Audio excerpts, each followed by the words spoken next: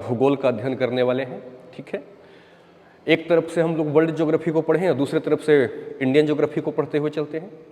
लेकिन Indian geography को शुरू करने से पहले आप मुझे ये बताओ कि भारत राज्य है कि भारत राष्ट्र है कि भारत देश है? भारत एक्चुअली तीनों है। जैसे अगर अपने आंखों पे आप लाल रंग का चश्मा लगाओ तो दुनिया आपको लाल दिखती है, अगर अपने आंखों के ऊपर हरी चश्मा लगाओ तो दुनिया आपको हरी दिखेगी, अगर अपने आंखों पर आप काली चश्मा लगाओ तो दुनिया काली दिखेगी, है ना। यानी जिस दृष्टि से आप देखो दुनिया वैसे दिखेगी। तो जब हम क्या करते हैं, संविधान की दृष्टि से भारत को देखते हैं, संविधान का चश्मा लगा करके जब आप भारत को देखेंगे तो भारतीय संविधान का अनुच्छेद 1 का 1 यह घोषणा करता है कि भारत मतलब इंडिया अर्थात भारत राज्यों का संघ है। इसका मतलब क्या है कि संवैधानिक दृष्टि से भारत को देखने के बाद हमें यह पता चलता है कि भारत राज्यों का संघ है, या ज़्यादा से ज़्यादा आप उसको क्या कहेंगे, राज्य कहेंगे। मतलब राज्य कहो या राज्यों का संघ कहो, संवैधानिक दृष्टि से भारत को देश या राष्ट्र नहीं कहेंगे बल्कि वो राज्य कहलाएगा। तो संविधान का चश्मा लगाने पर भारत राज्य दिखेगा। लेकिन जब आप क्या करेंगे, भौगोलिक चश्मा लगाएंगे, ज्योग्राफिकल चश्मा लगाएंगे, मतलब ज्योग्राफी के दृष्टि से देखेंगे आप, तो आप कहेंगे कि भारत एक देश भी है। देश क्यों? वैसा कोई भी भूभाग जिसके पास अपनी सीमा हो और उस सीमा के अंदर ना उसकी सारी शक्ति, सारी विकास, सारा पावर उस सीमा के अंदर में वर्क करता हो। तो भारत के पास भी क्या है, अपना एक सीमा है। देखो, निश्चित एक भारत के पास सीमा है। इस सीमा के बाद दूसरा देश शुरू हो जाएगा, इस सीमा के बाद दूसरा देश शुरू हो जाएगा। तो जब भौगोलिक दृष्टि से देखते हैं जिसके पास सीमा होता है तो वो देश कहलाता है। भारत के पास अपनी बाउंड्रीज है कि नहीं? तो भौगोलिक दृष्टिकोण से भारत एक देश है, संवैधानिक दृष्टिकोण से भारत राज्यों का संघ है। अच्छा, भारत के प्रति आप जरा सा देखो कि जब आप क्या करो, ना भौगोलिक दृष्टि से देखो ना संवैधानिक दृष्टि से देखो, बल्कि आप जो है वो भारत को मानसिक प्रेम भावना लगाव के दृष्टि से देखो। यानी लगाव का चश्मा लगाओ, प्रेम का चश्मा लगाओ, एकता अखंडता का चश्मा लगाओ, तब भारत राष्ट्र के रूप में दिखेगा। इसीलिए जब आप किसी भी नौकरी का फॉर्म फिलअप करते हैं तो उसके अंदर में आपको एक नेशनलिटी मतलब राष्ट्रीयता का ऑप्शन होता है कि आप अपने राष्ट्रीयता को ही भरिए। ऐसा क्यों? जरा सा देखिएगा थोड़ा देर के लिए तो आप क्या पाएंगे कि किसी भी नौकरी को देने के लिए सिर्फ आपका गुणवत्ता, आपका क्वालिफिकेशन ही काफ़ी नहीं है। अगर आईएएस बनने के लिए कुछ क्वालिफिकेशन है और क्वालिफिकेशन ही अगर पर्याप्त है तब तो अमेरिका के व्यक्ति के पास भी वो क्वालिफिकेशन हो सकता है, तो उसको भारत में हम आईएएस बना लें क्या?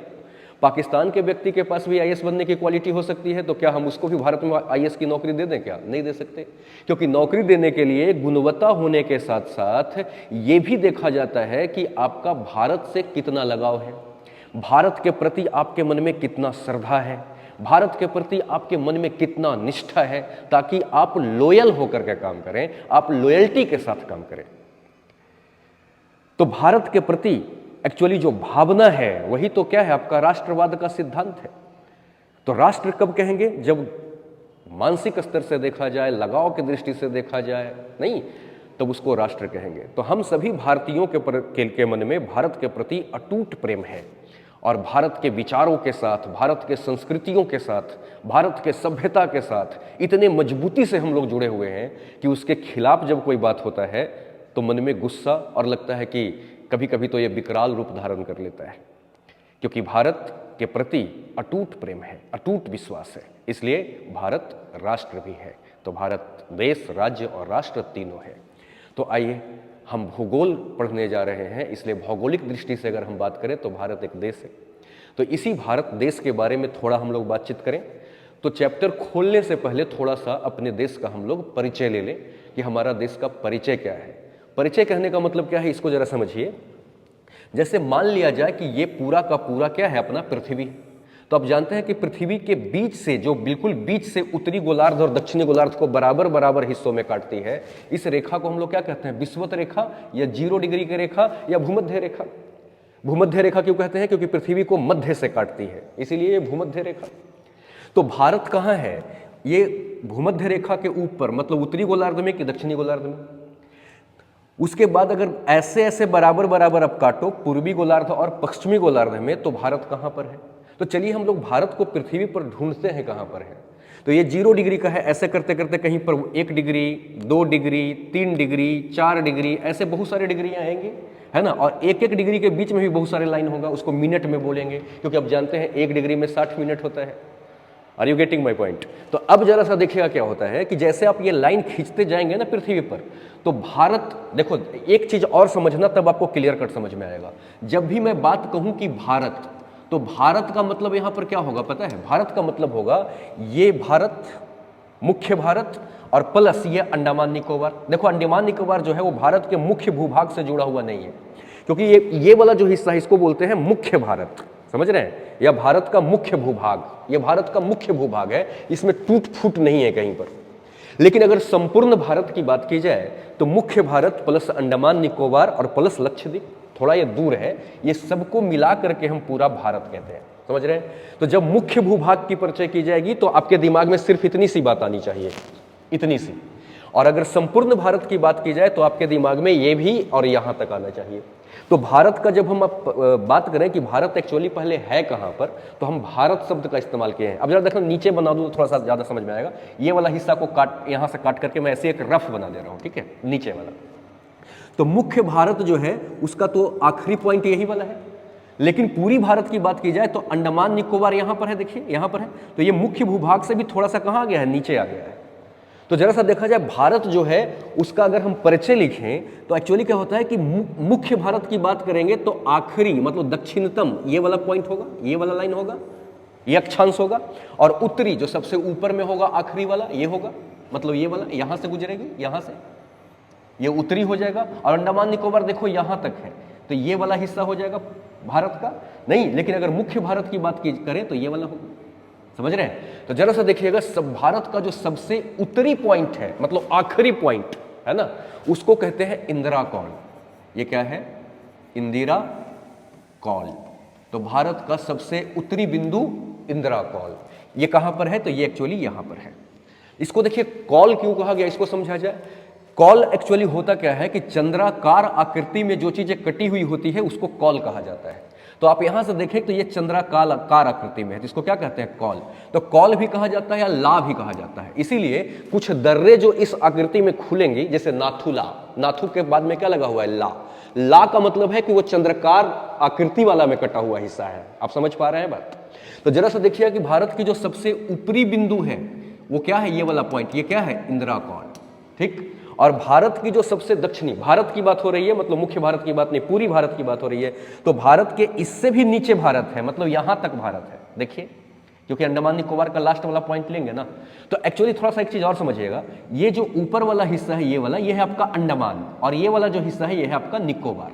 तो अंडमान निकोबार को जो बीच से काट करके अलग करती है ये है आपका 10 डिग्री का चैनल। तो 10 डिग्री का जो चैनल है, 10 डिग्री का कौन सा? उत्तरी, है ना। क्योंकि आप जानते हैं ना कि 0 के ऊपर 1 degree, 2 degree, 3 degree, 4 degree, 5 degree. तो पानी से जब अक्षांश रेखा गुजरती है तो इसी का नाम चैनल हो जाता है। और जब ये जमीन से गुजरती है तो इसको अक्षांश बोलते हैं। तो एक्चुअली यहां पर से यही लाइन को कहें तो यहां पर इसको हम अक्षांश कहेंगे और यहां पर इसको चैनल कहेंगे, क्योंकि पानी से गुजर रहा है। तो 10 डिग्री का जो आपका क्या है? चैनल है, वो अंडमान और निकोबार को बांट देता है, मतलब ऊपर अंडमान और नीचे निकोबार।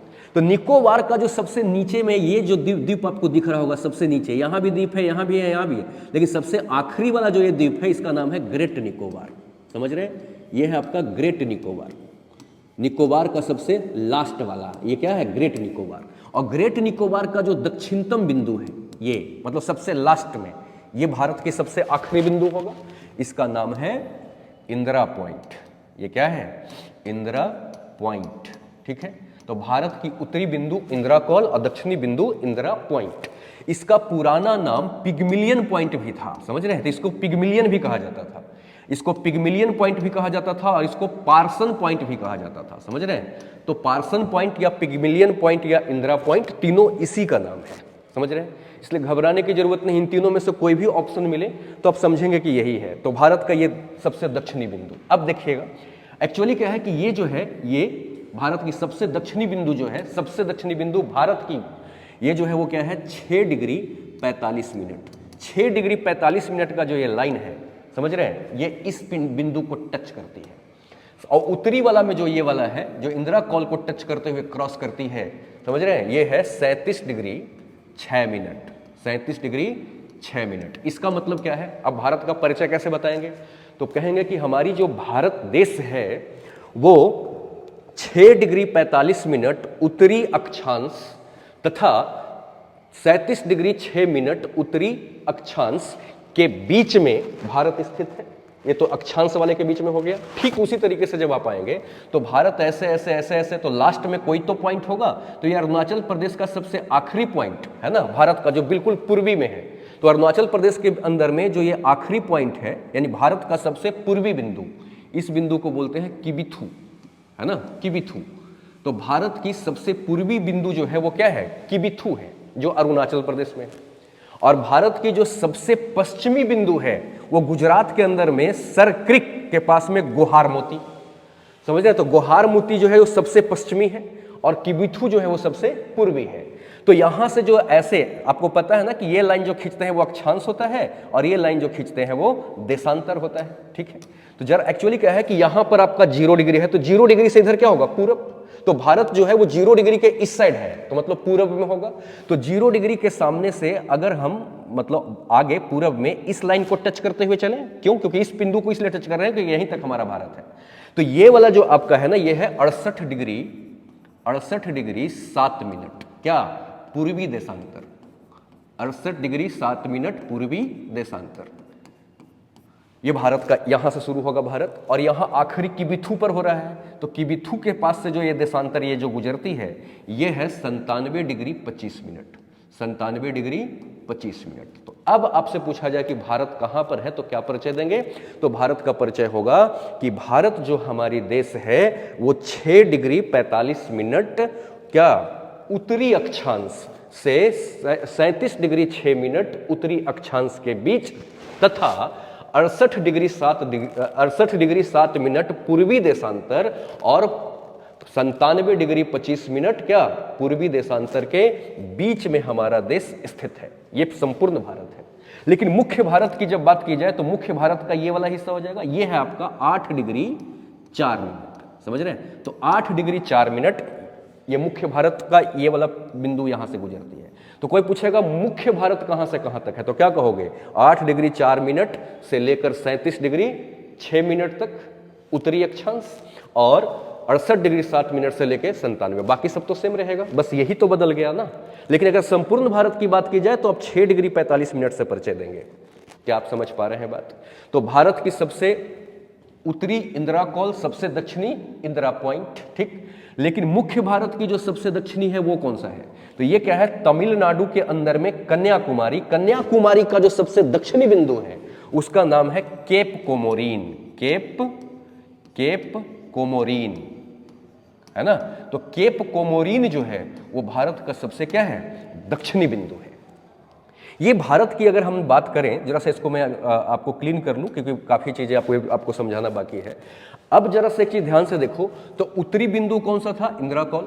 दक्षिणी बिंदु कौन सा था? ये वाला, ये है केप कोमोरीन। नहीं, हम संपूर्ण भारत की बात नहीं कर रहे हैं, मुख्य भारत की बात कर रहे हैं। तो उत्तरी से दक्षिणी के बीच अगर आप बाइक चला करके जाओ और यहां पर आके रोको, जहां पर भारत बिल्कुल एंड हो रही है ऐसे, तो ये वाला जो डिस्टेंस है भारत का उत्तर से दक्षिण मुख्य भारत का, ये है आपका 3214 किलोमीटर, 3214 किलोमीटर, ठीक है। और आप जानते हैं कि पूर्वी में क्या है, पश्चिमी में क्या है आपका? गोहार मोती। और पूर्वी में क्या है आपका? पूर्वी के अंदर में जो ये वाला बिंदु है हमारा, जो सबसे पूर्वी पॉइंट है भारत का, इन दोनों के बीच की जो ये वाला दूरी है, ये वाला, ये है 2933 किलोमीटर। ये है 2933 किलोमीटर। और भारत की जो आकृति है आप देख रहे होंगे, भारत एक्चुअली क्या है कि भारत का ये वाला जो हिस्सा है, देखो ये वाला हिस्सा, इसको एक बार और मैं क्लीन करूं ताकि आपको बारी बारी समझ में आए। ये वाला जो आप संपूर्ण हिस्सा आप देख रहे हैं, जरा ध्यान से देखिएगा, तो आप देखेंगे क्या कि यहां से जो है वो पानी शुरू है, इसके नीचे भारत पानी से घिरा हुआ है और यहां तक देखो भारत पानी से घिरा हुआ है, लेकिन इधर भारत जो है वो जमीन से लॉक है। तो इसको बोलते हैं लैंड लॉक्ड बाउंड्रीज, है ना। और इसको बोलते हैं क्या? इसको बोलेंगे तटीय सीमा। तटीय सीमा क्यों? पानी के साथ सीमा बना रही है तो तटीय सीमा, और ये जमीन के साथ सीमा बना रही है तो क्या हो जाएगा? स्थलीय सीमा। समझ रहे हैं? तो भारत का जो ये वाला सीमा है, स्थलीय सीमा, ये है 15, या अगर इसका पूरा लेंथ को नाप लो आप, ये स्थल वाला बाउंड्री को यहां से ऐसे चलते हुए, तो भारत की जो ये पूरी बाउंड्री की जो लंबाई है स्थल वाले का, मतलब जो स्थल के साथ सीमा बनाती है, वो है 15,200 किलोमीटर। ठीक है, 15,200 किलोमीटर की जो बाउंड्री है वो किसके किसके साथ लग जाती है? पाकिस्तान के साथ, थोड़ा सा अफगानिस्तान भी टच करता है इस पोर्शन को, क्योंकि अभी तक हम पीओके को अपना मान के चल रहे हैं। हम पीओके को कंप्लीटली नहीं मानते कि वो पाकिस्तान का है। हम ये क्यों कह दें कि पीओके हमारा नहीं है? पीओके एक्चुअली हमारा है, उसको पाकिस्तान ने ऑक्युपाई करके रखा हुआ है, समझ रहे हैं? वो रेंटर है हमारा। ये अलग बात है कि जबरदस्ती घुसा हुआ है, लेकिन जब चाहेंगे तो खाली कराएंगे, समझ रहे हैं? तो एक्चुअली क्या है कि हम इसको मान करके चलेंगे कि हमारे साथ, क्योंकि ये ऐसे एक्चुअली ये पीओके के साथ बाउंड्री इसकी सटती है, लेकिन वो भारत का हिस्सा है। इसलिए भारत के साथ जो है अफगानिस्तान की भी बाउंड्री यहाँ पे टच होती है, पाकिस्तान के साथ भी बाउंड्री हमारी टच होती है। इसके बाद किसके साथ टच होती है? चाइना के साथ हमारा टच होता है, नेपाल के साथ टच होता है, भूटान के साथ टच होता है, म्यांमार के साथ टच होता है और बांग्लादेश के साथ टच होता है। यानी इतने देश हमारे साथ स्थलीय सीमा का निर्माण करता है, और सभी के सीमाओं को अगर हम जोड़ दें तो ये 15,200 किलोमीटर निकल करके आता है। जिसमें से सबसे बड़ी जो बाउंड्री हमारे देश की बनती है वो बनती है बांग्लादेश के साथ, ये लगभग 4,096 किलोमीटर है। और ये सोचो, देश छोटी है लेकिन बाउंड्री बड़ा। आपको देख के लग रहा होगा कि चाइना तो यहीं से आते आ रहा है, तो ज्यादा तो चाइना का होना चाहिए, लेकिन इसमें इतने ज्यादा क्रिक है ना, देखिए इसमें इतने ज्यादा क्रिक है कि इसकी लेंथ अगर इसको खोल दो तो इससे ज्यादा हो जाता है, समझ रहे हैं? इसलिए सबसे लंबी बाउंड्री जो हमारी बनती है वो किसके साथ बनती है? बांग्लादेश के साथ, जो लगभग 4,096 किलोमीटर के आसपास में है, समझ रहे हैं? और जो सबसे छोटी बाउंड्री अपनी बनती है वो किसके साथ बनती है? वो बनती है अपना अफगानिस्तान के साथ। ये मात्र 106 किलोमीटर की बाउंड्री हमारे साथ क्या करता है? बनाता है, समझ रहे हैं? और जो पाकिस्तान अफगानिस्तान के साथ जो अपनी बाउंड्री बनती है, जितना किलोमीटर का भी बाउंड्री बनती है, ये बाउंड्री को कहते हैं डूरंड रेखा, समझ रहे हैं? अफगानिस्तान और भारत के बीच में जो बाउंड्री बनती है उसका नाम क्या है? डूरंड रेखा, समझे? और ये खींची गई थी 1896 में।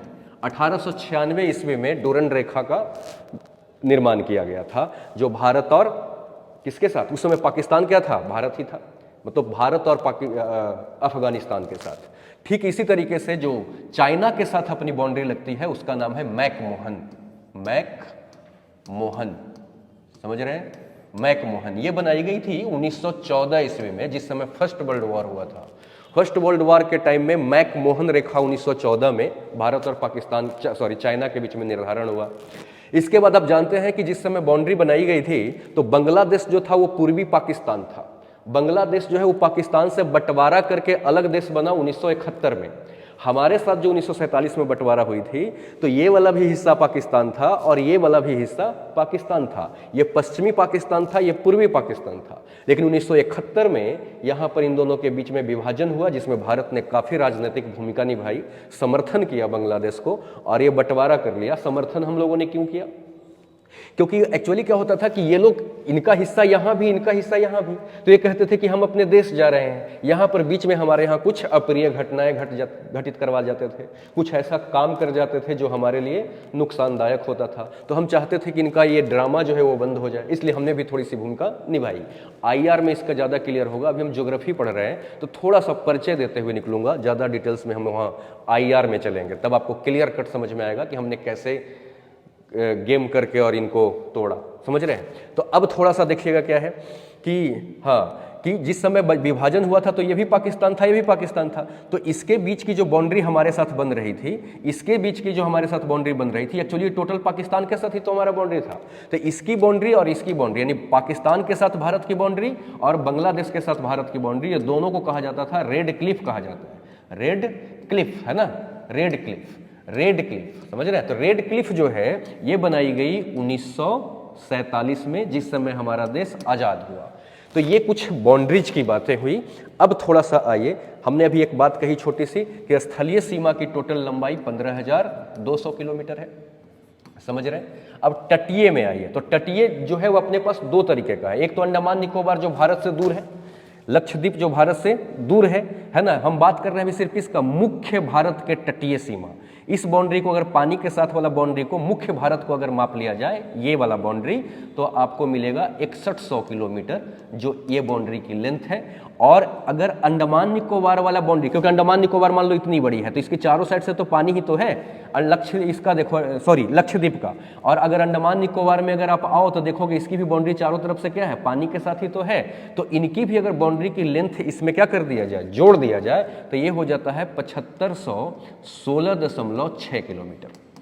ये भारत की क्या है, ये बाउंड्री है, समझ गए। अब देखिएगा थोड़ा सा और, भारत की बाउंड्री के साथ साथ एक चीज और देखिएगा, भारत की जो संपूर्ण क्षेत्रफल है वो है 32,87,263 किलोमीटर स्क्वायर। ये आपको यूपीएससी की लेवल की बातें नहीं कर रहा हूं अभी, क्योंकि अभी परिचय दे रहा हूं। परिचय के बाद जो पढ़ेंगे तब आपको पता चलेगा कि हमें क्या क्या इंडियन ज्योग्राफी के अंदर में पढ़ना है, लेकिन पढ़ने से पहले परिचय तो भारत के का जरूरी है, ठीक है। तो भारत की क्षेत्रफल टोटल इतनी पड़ती है, जो पूरे दुनिया का 2.4% पर हम बसे हुए हैं। पूरे दुनिया का जितना क्षेत्रफल है, पूरी दुनिया का क्षेत्रफल कितना है, 149 मिलियन किलोमीटर स्क्वायर। पूरे दुनिया का जो क्षेत्रफल है 149 मिलियन किलोमीटर स्क्वायर, उसका 2.4% पर भारत बसा हुआ है, समझ रहे हैं। अब आइए, भारत जो है, इसके बारे में एक बार और बात करें हम थोड़ा। अब देखिएगा कि भारत के अंदर में टोटल वर्तमान में 28 राज्य है ना, और 8 क्या है, केंद्र शासित प्रदेश है, ठीक है। एक्चुअली क्या था कि 7 केंद्र शासित प्रदेश पहले था। इसके बाद जब 370 और 35A को हम लोगों ने हटाया, उसके पहले क्या था, जम्मू एंड कश्मीर एक राज्य था। लेकिन 370-35 से हटने के बाद हमने इसको राज्य नहीं रहने दिया, बल्कि जम्मू एंड कश्मीर को 2 हिस्सों में बांट दिया। ये आपको दिख रहा होगा, ये आपका है लद्दाख और ये है आपका जम्मू एंड कश्मीर। ये दोनों को हम लोगों ने बना दिया केंद्र शासित प्रदेश। तो 2 नए केंद्र शासित प्रदेश बन गए, तो 7 और 2 9 केंद्र शासित प्रदेश हो गए। लेकिन यहां पर क्या हुआ कि यहां पर आप देख रहे हैं, ये है दमन दीप, है ना, और ये क्या है, नागर हवेली। तो एक्चुअली क्या हुआ कि दमन दीप और नागर हवेली को जोड़ करके इकट्ठा एक बना दिया गया। तो 9 में से 2 को जोड़ के 1 बना दिए, तो 1 इसमें से क्या हो गए, घट गए। तो अब केंद्र शासित प्रदेश की संख्या कितनी हो गई, 8 हो गई। तो वर्तमान में दमन और दीप तथा दादर नागर हवेली एक ही केंद्र शासित प्रदेश हो गया, जबकि पहले दोनों अलग अलग थे। एक था गुजरात में और एक था महाराष्ट्र में, समझ गए। अब आप जानते हैं कि एक और थोड़ा सा केंद्र शासित प्रदेश में अपवाद है, और अपवाद क्या है कि एक केंद्र शासित प्रदेश है आपका पांडिचेरी, है ना, जो पुडुचेरी जो हो गया। तो पुडुचेरी जो है वो 3 राज्यों में फैला हुआ है। जैसे देखिए, आप यहां पाएंगे तो आंध्र प्रदेश के अंदर में आप देख रहे हैं, यहां पर क्या है, यहां पर है यनम। तो आंध्र प्रदेश में एक छोटा सा यहाँ पे टापू है, पॉइंट है ना, वो क्या है, यनम है। और यनम जो है वो आंध्र प्रदेश के अंदर होते हुए भी आंध्र प्रदेश का हिस्सा नहीं है, ये केंद्र शासित प्रदेश है। और तमिलनाडु में जब आप आएंगे तो यहाँ पर है आपका पुडुचेरी और यहाँ पर है आपका कराईकल। तो ये पुडुचेरी और ये कराईकल तमिलनाडु के अंदर में ये 2 बिंदु हो गए, और एक यनम कहाँ पर, आंध्र प्रदेश में। तो एक आंध्र प्रदेश में कौन सा, यनम, और तमिलनाडु में 2, मुख्य पुडुचेरी और कराईकल। और एक आप आ जाइए कहाँ, केरला में। तो केरला में यहाँ पर आपको पड़ेगा माहे, समझ गए। तो एक्चुअली क्या है कि यनम, पुडुचेरी, कराईकल और माहे, ये चारों को मिला करके पुडुचेरी बोलते हैं। तो पुडुचेरी की जो शासन है वो 3 राज्यों में है, समझ रहे हैं, कहाँ कहाँ, केरला, तमिलनाडु और आंध्र प्रदेश, समझ गए। तो इसको भी थोड़ा सा आप लोग याद रखेंगे, ठीक। अब आगे आइए, थोड़ा सा भारत के बारे में और देखें। परिचय में देखते हैं कि भारत अपने अंदर, और थोड़ा थोड़ा परिचय को देखते चलिएगा। कर्क रेखा के बारे में आप जैसा कि जानते हैं, हमने आपको पढ़ाई हुई है वर्ल्ड ज्योग्राफी के अंदर में कि 0 डिग्री का जो है भूमध्य रेखा है, और यहाँ पर 23.5 डिग्री यानी 23 डिग्री एंड हाफ, है ना। 23 एंड हाफ जो है वो आपका कर्क रेखा कहलाता है, उत्तर वाला, और नीचे वाला 23.5 का क्या कहलाता है, मकर रेखा कहलाता है। तो एक्चुअली ये जो कर्क रेखा पूरे पृथ्वी पर जो गुजरती है, इसका एक खास प्रॉपर्टी ये है कि ये भारत को बीच बीच से फाड़ती है, ऐसे, है ना, माने पूरे पृथ्वी को फाड़ते हुए वो भारत के अंदर में भी प्रवेश कर चुकी है। और प्रवेश भारत में कुछ इस कदर से की है कि ये 8 राज्यों में भारत में टच करती है। देखिए कैसे, गुजरात, समझ गए, गुजरात, थोड़ा सा राजस्थान को भी टच कर लेगा, फिर मध्य प्रदेश में चला गया, 1 2 3, मध्य प्रदेश के बाद थोड़ा सा छत्तीसगढ़ में चला गया, 4, थोड़ा सा झारखंड को काट दिया, देखो 5, बंगला वेस्ट इसमें चला, वेस्ट बंगाल में चला गया 6, अब तो बांग्लादेश बीच में आ गया, ये दूसरा देश हो गया। तो यहाँ पर जब आप आएंगे तो पाएंगे थोड़ा त्रिपुरा में भी ले लिया और मिजोरम में। तो ये 8 राज्यों से होकर के भारत से क्या करती है, गुजरती है कर्क रेखा, समझ रहे हैं, जो भारत को उत्तरी भारत और दक्षिणी भारत में क्या कर देती है, बांट देती है, समझ गए। ये 23.5 डिग्री का, समझ गए। अब जरा सा देखोगे 23.5 डिग्री भारत को बांटती तो ऊपर और नीचे बराबर बराबर में है ना, ये है उत्तरी भारत, ये दक्षिणी भारत। लेकिन यहां पर से एक 22 डिग्री का भी बड़ा इंपॉर्टेंट रोल है। 23.5 यहाँ है तो 22 कुछ नीचे होगा, ये 22 डिग्री जो है वो 22 डिग्री के ऊपर जो है वो क्या है, भूभाग है, जमीन है। और 22 डिग्री का जो ये वाला आपको रेखा दिख रहा है उसके नीचे से ये पानी शुरू होता है। तो 22 डिग्री के नीचे से जो है वो भारत का तटीय सीमा शुरू होता है और 22 डिग्री के ऊपर से भारत का स्थलीय सीमा शुरू हो जाता है, समझ गए। लेकिन 23.5 डिग्री तटीय और स्थलीय को नहीं बांटता, बल्कि 23.5 डिग्री भारत को बीच बीच में उत्तरी और दक्षिणी में बांट देता है, जो 8 राज्यों से होते हुए गुजरता है। और 8 राज्य हैं कौन कौन से, गुजरात, राजस्थान, मध्य प्रदेश, छत्तीसगढ़, झारखंड, वेस्ट बंगाल और त्रिपुरा और मिजोरम, 8 राज्य से हो गए। अब आपको एक चीज और पता है सही से कि जो आपका ये होता है ये अक्षांश रेखा होता है और ये जो ऊपर से आता है देशांतर रेखा होता है। और हमने आपको ये वर्ल्ड ज्योग्राफी में पढ़ाया हुआ है कि टाइम कैसे कैलकुलेट करते हैं, और टाइम की जो गणना होती है वो देशांतर पर होता है, समझ रहे हैं, देशांतर पर होता है, ठीक है। तो भारत की जो देशांतर है जिस पर भारत की टाइम कैलकुलेट किया जाता है वो भारत के 5 राज्यों से होते हुए उत्तर प्रदेश के अंदर में है ना, कहाँ, नैनी से, उत्तर प्रदेश के नैनी से, नैनी कहाँ पड़ेगा, इलाहाबाद के पास में पड़ेगा, समझ गए। तो इलाहाबाद के नैनी से है ना, ये जो आपका 82.5 डिग्री का जो ये वाला है ये ऐसे गुजरती है, समझे। ये 82.5 डिग्री का है, 82.5 डिग्री का, समझ गए। ये 82.5 डिग्री का जो ये वाला रेखा है, देशांतर रेखा जो है वो भारत के का टाइम, पूरे भारत का टाइम इसी पे कैलकुलेट होता है, इसीलिए इसको IST बोलते हैं, यानी इंडियन स्टैंडर्ड टाइम। इस रेखा का नाम है IST। तो जरा सा देखिएगा कि भारत का जो ये IST है टोटल कितने राज्यों से गुजरता है, 5 राज्य से गुजरता है। कौन कौन सा, उत्तर प्रदेश 1 हो गया, मध्य प्रदेश 2 हो गया, उड़ीसा 3 हो गया, आंध्र प्रदेश 4 हो गया। यहाँ थोड़ा सा देखेंगे मध्य प्रदेश को भी काट रहा है ना। तो उत्तर प्रदेश, मध्य प्रदेश, छत्तीसगढ़, उड़ीसा और आंध्र प्रदेश, उसके बाद बंगाल की खाड़ी में उतर जाती है। ये 5 राज्यों से क्या करती है, ये वाला गुजरती है, या 8 राज्यों से गुजरती है। लेकिन आप देख रहे हैं कि एक दोनों को, एक दूसरे को ये क्या करेगा, कहीं तो काटा है, यहाँ पर काटा है, कहाँ पे काटा है, छत्तीसगढ़ में। तो छत्तीसगढ़ में जहाँ पे कट करती है वो छत्तीसगढ़ की जिला का नाम है कोरिया। कोरिया एक देश है और कोरिया एक जिला है, कहाँ, छत्तीसगढ़ के अंदर में। तो छत्तीसगढ़ के अंदर में कोरिया नामक जगह पर ये क्या करता है, IST और कर्क रेखा एक दूसरे को कट करती है। और इसके ठीक थोड़ा सा नीचे जहाँ पे कट करती है यहाँ पर है बैकुंठपुर, नहीं तो बैकुंठपुर के क्या ऊपर मतलब उत्तर में, बैकुंठपुर के उत्तर में कोरिया नामक स्थान पर कर्क रेखा और IST एक दूसरे को क्या करती है, कट करती है। क्या आप बात समझ पा रहे हैं। अब इसके बाद आप देखिएगा थोड़ा सा और परिचय में ही हम चल रहे हैं, अभी बहुत सारी चीज़ें बाकी है, बाकी तो हम एक एक पॉइंट को इसको रिच के सही से पढ़ेंगे, समझ रहे हैं। आप जानते हैं कि यहाँ पर भारत के उत्तर में, भारत के सर पर है ना, ये है ना हिमालय खड़ा है, ठीक है। और हिमालय का बहुत बड़ा रोल है अपने यहाँ। और हिमालय कैसे बना है वो वर्ल्ड ज्योग्राफी में मैंने बता दिया है आपको कि हिमालय कहाँ पर खड़ा है, हिमालय बनी कैसे, हिमालय की उत्पत्ति कैसे हुई है, वो हमने आपको बता दिया है। तो यहाँ पर आपका क्या है, हिमालय है, ठीक है। और एक चीज़ और आप देखेंगे तो पाएंगे कि भारत 3 तरफ से पानी से घिरा हुआ है। देखिए इधर से भी, इधर से किससे, अरब सागर से, इधर से इधर से बंगाल की खाड़ी से, और नीचे की ये जो सागर इसको बोलते हैं मन्नार की खाड़ी, है ना। तो मन्नार की खाड़ी नीचे से, इधर से बंगाल की खाड़ी, अरब सागर, इधर से बंगाल की खाड़ी, ये तीनों तरफ से ये घिरी हुई है। तो 3 तरफ से कोई भी भूभाग अगर घिरा हुआ होता है तो उसको हम लोग प्रायद्वीप बोलते हैं, ठीक है। तो भारत क्या है, प्रायद्वीप। और जब चारों साइड से पानी से घिर जाता है तो इसको हम लोग द्वीप बोलते हैं। इसीलिए आप देखते हैं कि लक्षद्वीप जो है, लक्ष्य के साथ में द्वीप लगा हुआ है, क्योंकि लक्षद्वीप के चारों साइड पानी है। अंडमान निकोबार भी एक क्या है, द्वीप है, क्योंकि चारों साइड क्या है, इसका पानी है। लेकिन भारत का जो ये वाला हिस्सा है, ये वाला, ये प्रायद्वीप है। तो पूरी भारत को प्रायद्वीपीय नहीं कहेंगे। जहां पर जैसे ही आप प्रायद्वीपीय भारत बोलेंगे तो इसका अर्थ होता है कि ये वाला हिस्सा का बात कर रहे हैं आप, ये वाला हिस्सा का, समझ रहे हैं। तो ये वाला हिस्सा को क्या बोलेंगे, प्रायद्वीपीय भारत, समझ गए, क्योंकि भारत का ये वाला हिस्सा 3 तरफ से पानी से घिरा हुआ है। एक चीज और थोड़ा सा देखा जाए तो पाएंगे आप, देखिए अंडमान निकोबार को के बारे में थोड़ा सा ऐसे रफ बना दूं, अंडमान निकोबार, समझ गए। अब ये क्या है कि मान लो कि इससे ऊपर ये अंडमान है और इससे ऊपर ये निकोबार है, इसके बीच से कितने डिग्री गुजरती है, 10 डिग्री की। तो 10 डिग्री की जो चैनल है वो अंडमान और निकोबार को क्या करती है, अलग अलग करती है। ठीक इसी तरीके से थोड़ा सा आप लक्षद्वीप में आएंगे तो आप क्या पाएंगे कि लक्षद्वीप के अंदर में भी रफ बनाओ बड़ा बड़ा दिखेगा। लक्षद्वीप के अंदर में क्या, ये थोड़ा सा इनको अलग अलग कर देता हूं, समझ गए। तो ये क्या होता है सो देखिएगा, यहां से 8 डिग्री की चैनल ऐसे गुजरती है, 8 डिग्री का चैनल।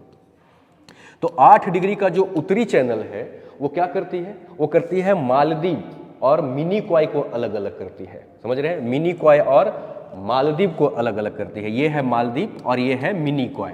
इन दोनों को अलग करने का काम 8 डिग्री का चैनल करती है। और 9 डिग्री का जो चैनल ये गुजर रही है ये फिर से मिनीकॉय, समझ गए, और इसके ऊपर मुख्य लक्षद्वीप, ये वाला पॉइंट आपका मुख्य लक्षद्वीप है। तो मुख्य लक्षद्वीप और मिनीकॉय को अलग करने का काम 9 डिग्री का चैनल करती है और मिनीकॉय और मालदीव को अलग करने का काम 8 डिग्री का चैनल करती है। तो यहाँ पर इस तरीके से ये भारत की छोटी सी एक बात। और एक चीज और देखिएगा, ये आपका श्रीलंका है, श्रीलंका है और ये आपका भारत है, समझ रहे हैं। तो आप देख रहे हैं क्या कि भारत और श्रीलंका के बीच में ये एक बहुत बड़ा जल राशि है, कौन, बंगाल की खाड़ी। और देखेंगे कि तो इन दोनों के बीच में इधर भी एक बहुत बड़ा जल राशि है। तो बहुत बड़ा जल राशि को ये पतला जल राशि क्या कर रहा है, जोड़ रहा है। देखिए यहाँ पर भी पानी है, लेकिन ये पतली जल राशि जब दो बहुत बड़ी जल राशि को जोड़ती हो तथा दो भूभाग को अलग करती हो, जैसे देखो ये भारत का भूभाग है, श्रीलंका का भूभाग, तो दो भूभाग को अलग करें, एक सकरा जल तथा 2 बड़े जल को जोड़े, तो इसको क्या कहा जाता है, इसको कहा जाता है जल संधि, जल संधि, ठीक है। तो यहां पर जो जल संधि है, इस जल संधि का नाम है पाक जल संधि, ठीक है।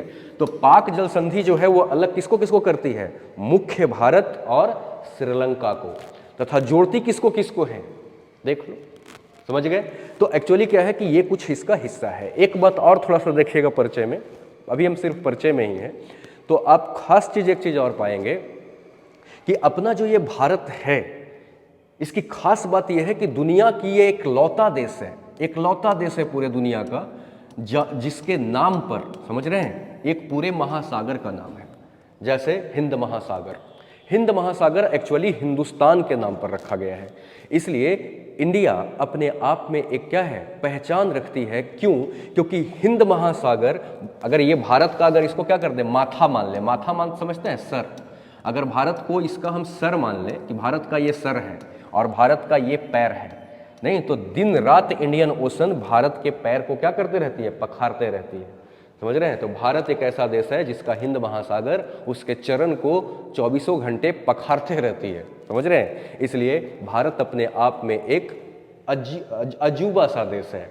इसके साथ साथ भारत के बारे में थोड़ी सी और भी बात करें, उसके बाद हम चैप्टर शुरू करेंगे, तो देखेंगे क्या कि अपनी जो भारत है, ठीक है, ये संस्कृतियों का पालना है।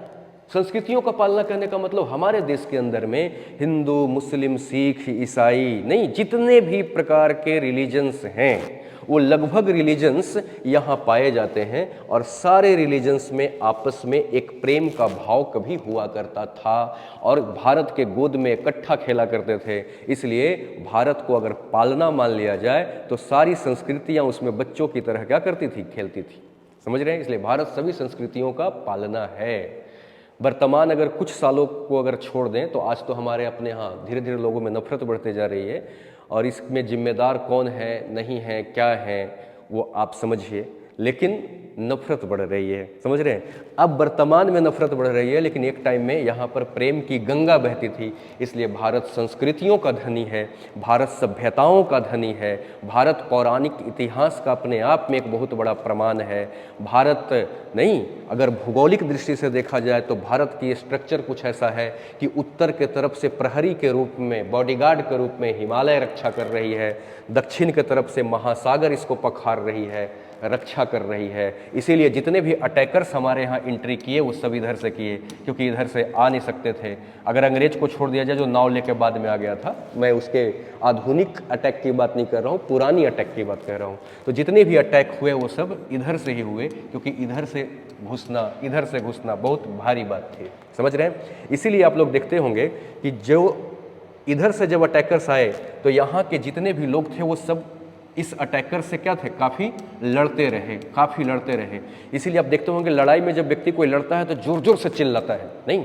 इसीलिए आप जाइएगा हरियाणा में, पंजाब में, तो वहाँ का भाषा आपको क्या खड़ी मिलेगी। ऐसा लगेगा कि अगर वो प्यार से भी बोल रहे हैं तो आपको लगेगा कि वो लठ मार रहे हैं। एक्चुअली वो लठ नहीं मार रहे हैं, एक्चुअली उनकी संस्कृति में वैसी भाषा आ गई, क्योंकि यहाँ पर ये प्रभाव हमेशा रहा, समझ रहे हैं। राजस्थान के अंदर में हमेशा ये प्रभाव रहा, हमेशा ये अटैकरों के साथ जूझते रहे, तो उनकी भाषा में वो उसकी झलक आपको आज भी दिखाई दे रही है, समझ रहे हैं। तो भारत की पूरी जो प्रभाव है, पूरी की पूरी जो परिचय है, पूरी परिचय नहीं कर सकते कि हल्की सी हमने आपको परिचय दिया, और इस परिचय के साथ हम आगे बढ़ते हुए इंडियन ज्योग्राफी का स्टडी करेंगे, समझ रहे हैं।